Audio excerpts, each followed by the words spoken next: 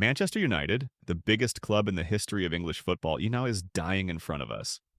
Not slowly, not quietly, in real time. This is a club that once made grown men afraid to walk onto its pitch. A club whose name alone used to decide matches before kickoff. And in the depths of this collapse, that club got so desperate for cash that it seriously explored flying to Saudi Arabia to play a friendly against Cristiano Ronaldo. Not for glory, not for history, for nothing more than ticket money. Let that sink in. Manchester United. Begging for gate receipts. This is not a bad season. This is not a rough patch. This is a total collapse. On the pitch, in the stadium, in the boardroom, and in the identity of the club itself. And by the end of this video, you'll understand exactly how the most feared name in football turned into a warning sign for the entire sport. Rewind 30 years, and Manchester United weren't just winning. They were terrifying. Under Alex Ferguson, this club built a religion out of fear and dominance. Opponents lost matches in the tunnel before the whistle even blew. The identity wasn't bought, it was built. From their own academy, their own youth system, their own blood. The class of '92 became legends not because United paid for them, but because United made them. Since Ferguson walked away in 2013, that empire has been rotting from the inside. 8 different managers or caretakers have come and gone since then.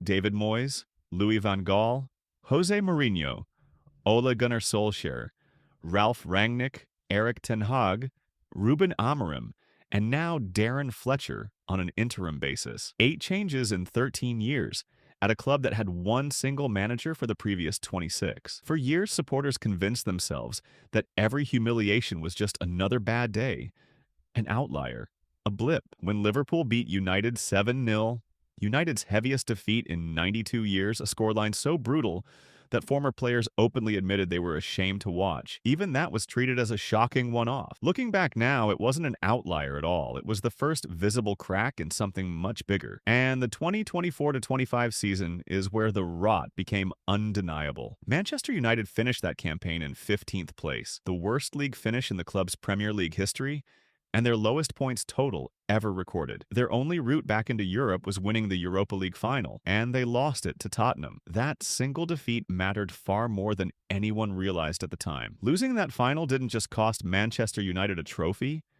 it cost them Europe itself. Because of it, the club went into the following season, 2025-26, without any European football at all, for the first time in 11 years. No European nights, no European revenue. Just a giant hole where tens of millions of pounds used to be. That hole is the real reason behind the Saudi Arabia talk. With no continental football to fall back on, the club began exploring a mid-season friendly against Ronaldo's club, Al Nassr, purely to claw back cash that competitive football wasn't generating anymore. And the season got worse before it got better. United were dumped out of the League Cup by Grimsby Town, a club 2 divisions below them.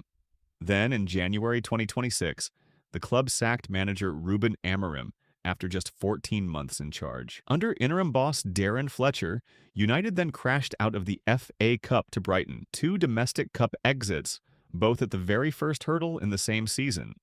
Something that hadn't happened to Manchester United since 1981-82. Over 40 years of history, and this is the version of the club that matched it. None of this happened by accident. It happened because of a decision made 20 years earlier. In 2005, the Glazer family took over Manchester United through a leveraged buyout, loading the club with enormous debt that had nothing to do with transfers, wages, or stadiums. Debt that existed purely because of how the club itself was purchased. 2 decades later, that debt is still crushing the club. United posted a net loss of over 130 million euros in a single year. And co-owner Jim Ratcliffe has put the club's total debt at around £750 million, close to $1 billion. Ratcliffe himself has admitted publicly that United would have run out of cash by the end of 2025 without drastic cuts, not struggle.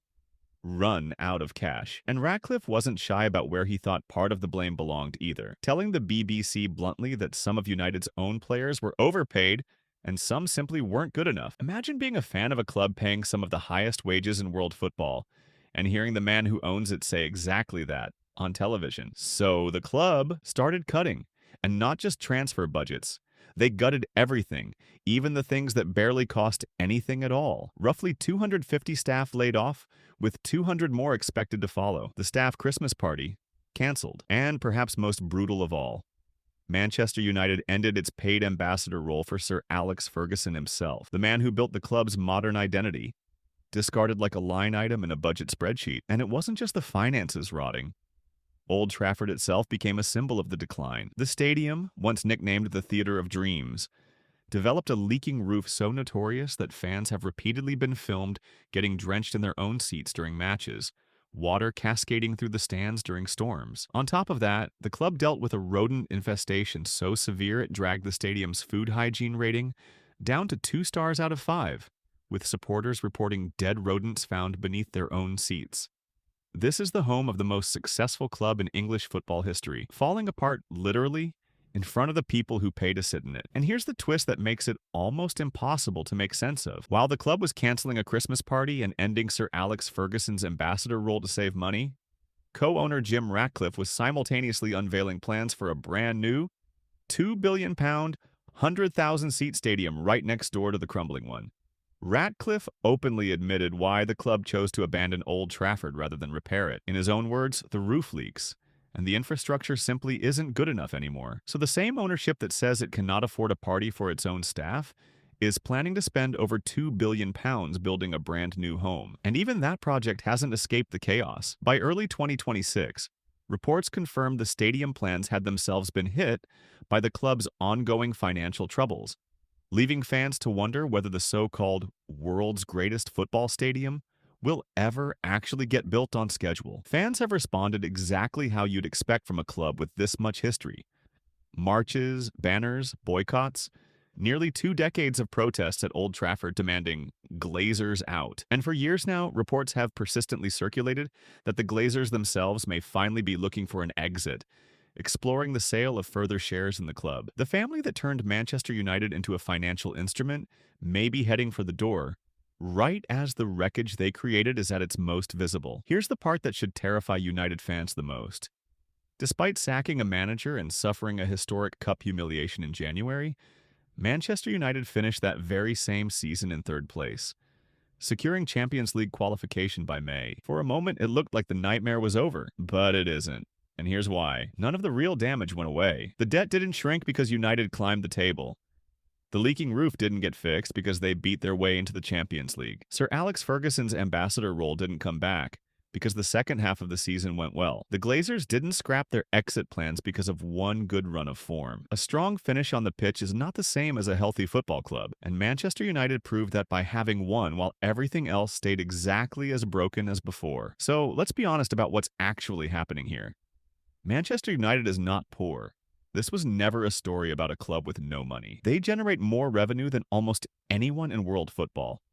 This is a story about what they chose to do with it and what they chose to give up. A club that cancels a Christmas party but still pays 9-figure wages. A club that fires a legend from an honorary role to save pennies, while flirting with money matches in Saudi Arabia and unveiling a £2 billion stadium in the same breath. A stadium that leaks and crawls with vermin while the people who own it look for the exit door. An academy that once produced legends, now run like a struggling corporation chasing quarterly numbers. Manchester United didn't run out of cash.